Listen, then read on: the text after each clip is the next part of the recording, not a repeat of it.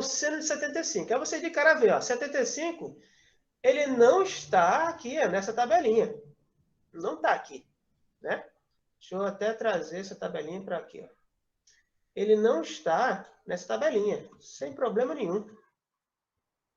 Se não está, né? E agora com o conhecimento no arco da soma, né? E da adição de arcos, então vai ficar fácil achar esse, cara. Então vamos lá. Lembrando, todo cálculo de seno, cosseno e tangente é muito útil você, né, trazer, né, deixar pertinho essa tabelinha dos arcos, né, de 30, 45, 60, como o círculo trigonométrico. Ou usando os ângulos, né, ele falou 75 graus, então vou usar aqui meu círculo em graus. Ou em radianos, se ele falar em radianos, aí nós já vamos usar esse círculozinho aqui, ó. É a mesma coisa, não tem. Então, sempre desenhe o círculo e escreva a tabelinha, né? Por quê? Quanto mais você usar, mais na sua cabecinha fica essas coisas. Até que quando você não puder usar, para você não vai ser um problema, porque você usou tanto que é fácil lembrar quanto é o seno aqui de cada ângulo e como usar o círculo trigonométrico. Então, recomendo, nos exercícios, sempre façam, sempre tenham. Muito bem. Seno de 75. Como é que eu combino 30, 45, 60 para obter 75 graus? Quem pode me dizer?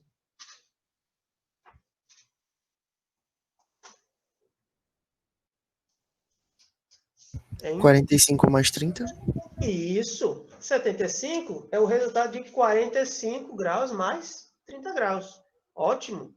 Então, aqui, calcular o seno de 75 graus é a mesma coisa que calcular o seno de 30 graus mais 45 graus. Primeiro passo.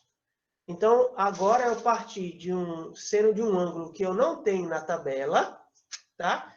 Para o seno da adição desses ângulos, de dois ângulos. No caso, 75 eu posso trocar por 30 mais 45 graus. Primeiro passo, né? Então, aqui já vamos aplicar essas formulinhas que a gente viu no começo.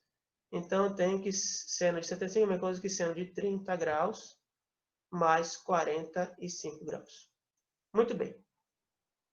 Vamos lá. Vamos nos lembrar daquelas formulinhas. Então, vamos tentar pela técnica que eu indiquei. Vai aparecer, é seno da soma. Lá do lado direito vai aparecer mais ou menos.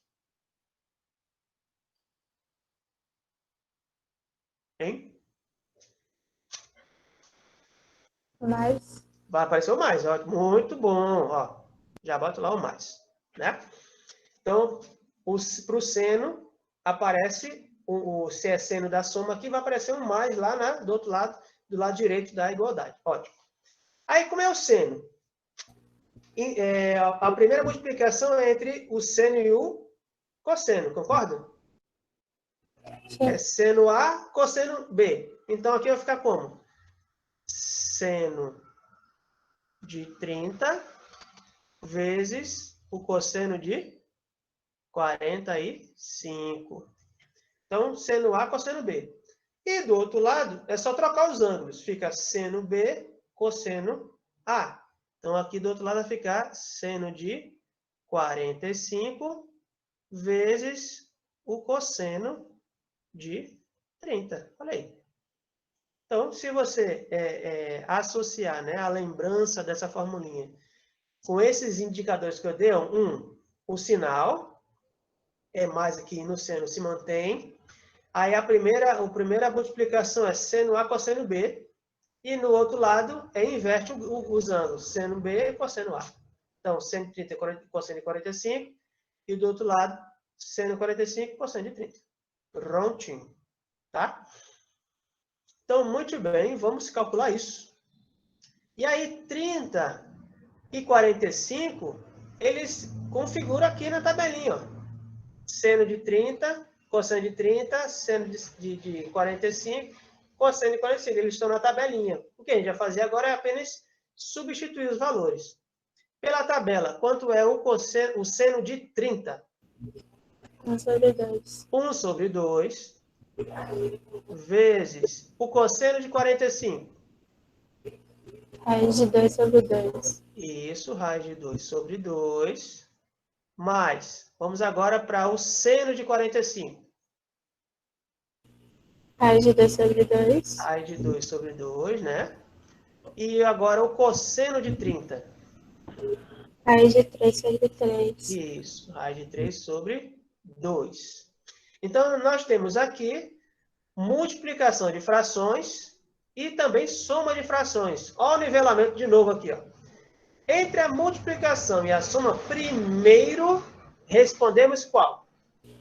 Multiplicação. Isso. E na multiplicação de frações é o mais simples. Olha o nivelamento de novo. Eu vou multiplicar o 1 pelo raiz de 2 e o 2 pelo 2 aqui, ó.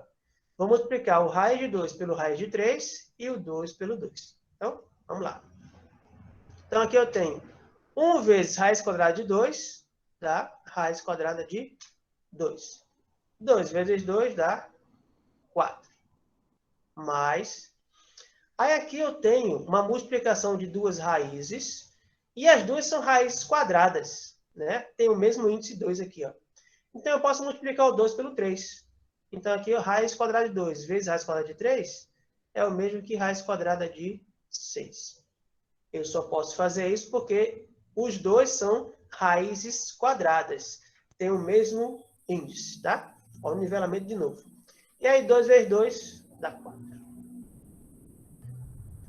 Então, veja que agora eu resolvi a multiplicação e agora tem uma soma de frações. Primeira coisa que você tem que olhar são os denominadores. São iguais ou são diferentes? Iguais. Iguais. Se são iguais, dispensa procurar MMC, porque se já são iguais, já está tudo ótimo. Então, a gente repete o denominador 4 e soma os numeradores. Só que somar raiz de 2 com raiz de 6, eu não posso fazer 2 mais 6, tá? Só vale aqui, ó, para multiplicação, que eu posso multiplicar os caras ali de dentro. Para soma, não posso somar. Então, aqui vai ficar só repetir raiz de 2 mais raiz de 6.